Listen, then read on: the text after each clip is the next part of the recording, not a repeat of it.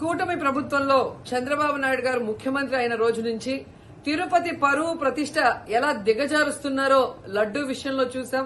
మొన్న మనుషులు చనిపోయిన విషయం మనం చూసాం. ఈ రోజు డిప్యూటీ మేయర్ ఎన్నికల్లో ఏ విధంగా మేయర్ మీద గాని అలాగే వచ్చిన కార్పొరేటర్ల మీద అలాగే దళిత ఎంపీ మీద దాడులు చేయడం మనం కళ్ళారా చూస్తున్నాం.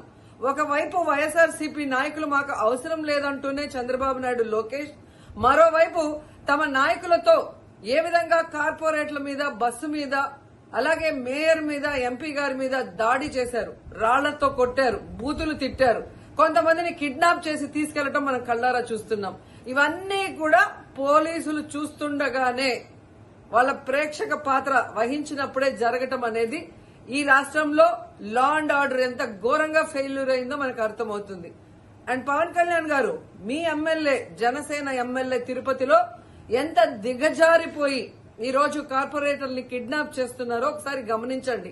నిజంగా మీరు చెప్పుకున్నట్టు చంద్రబాబు నాయుడు, లోకేష్, పవన్ కళ్యాణ్ మాకు 93% సీట్స్ వచ్చినాయి మొన్న ఎమ్మెల్యే ఎంపీ ఎలక్షన్ లో అన్నారు. మీది ఈవీఎం గెలుపు అని అందరూ కూడా అనుకున్నారు.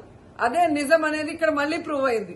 ఎందుకంటే నిజంగా ప్రజల ఓట్లతో మీరు 93% సీట్లు సంపాదించుంటే ఈ రోజు ఒక డిప్యూటీ మేయర్ పోస్ట్ కి ఇంత రాద్ధాంతం చేసి ఈ విధంగా రౌడీజం, గుండాయిజం చేసి కిడ్నాప్ చేయాల్సిన అవసరం ఉందా అని నేను అడుగుతున్నా.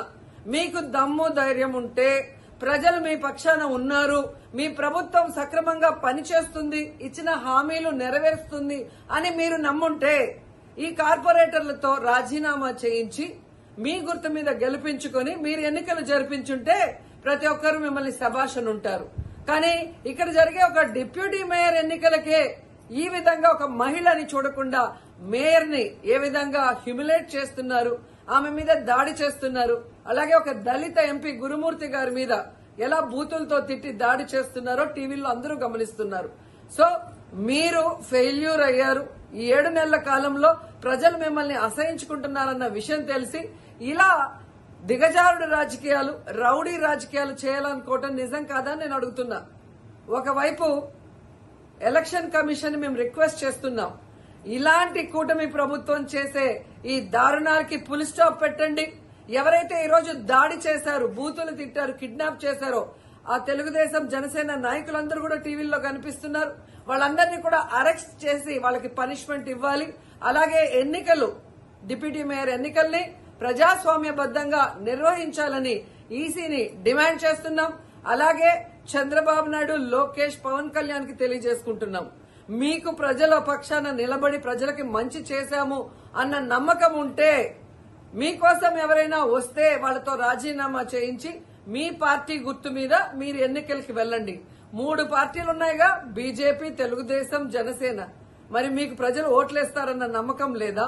లేదా ప్రజాబద్దంగా గెలిచిన కార్పొరేటర్లతో మీరు రిజైన్ చేయిస్తే వాళ్ళు గెలుస్తారన్న నమ్మకం లేదా అని ప్రశ్నిస్తున్నాను.